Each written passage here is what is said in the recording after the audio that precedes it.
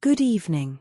Tonight, we are going to walk the streets of London on a cool, foggy evening, more than 150 years ago. There is no hurry at all. Nothing in this story will startle you, and nothing will ask for your full attention. If you drift away before the end, that is exactly as it should be. Let your shoulders soften. Let the bed hold your weight. And we will begin, slowly, as the light of the day fades over the rooftops. It is the hour just before dusk. The sky over the city has turned the color of weak tea, and the air is soft with mist rising off the river. Along a quiet street, the shop windows are growing dim.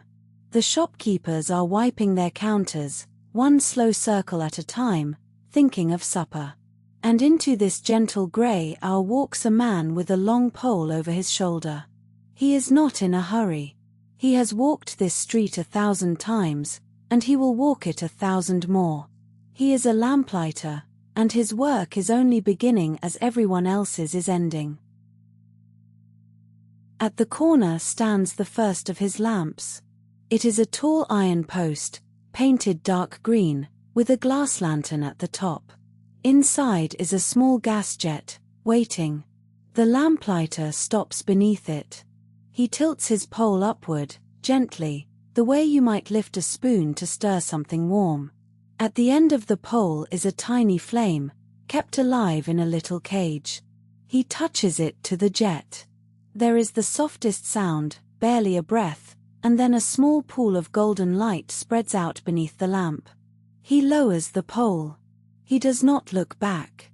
He is already walking to the next one.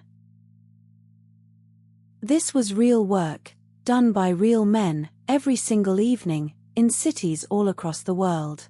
In London alone there were tens of thousands of gas lamps, and each one had to be lit by hand. Each lamplighter had his own round, his own streets, learned so well that he could walk them in the dark. He knew which posts leaned a little, which gates squeaked, which dog would lift its head as he passed and then settle again. His feet knew the way better than his eyes did. The pace of the work was slow and even, and it had to be. A lamplighter could not rush from post to post, because each flame needed a steady hand. So he walked at the pace of a man with all evening ahead of him. Behind him, street by street, the city softened into pools of warm light. A child, looking out from an upstairs window, might watch him come. First a dark figure in the mist. Then a small flame at the end of his pole. Then, one by one, the lamps waking up along the road, like a slow string of quiet stars being lit for the night. In the morning, before the sun was fully up, he would walk the same round again, in reverse, and put each lamp out. Up with the pole, a small hook this time instead of a flame, and the golden light would fade back into grey. And so his life followed a gentle rhythm, tied not to the clock but to the turning of the light. He lived in the soft hours, the dusk and the dawn, the times when the city was half asleep. While London worked and rushed in the middle of the day, the lamplighter rested. His hours belonged to the quiet edges of the night. There was a kindness in it, though few thought of it that way. On a dark and foggy night, a person walking home alone would see, ahead in the mist, the warm glow of the next lamp, and the next, marking a safe path through the city. Someone had gone ahead of them and lit the way. They would never meet him. They would never know his name. But he had been there an hour before, tilting his little flame upward, so that a stranger would not have to walk home in the dark.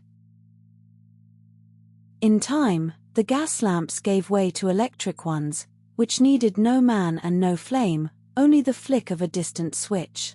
The lamplighters, one by one, hung up their poles. It was progress, and it was quieter, and something small and gentle was lost.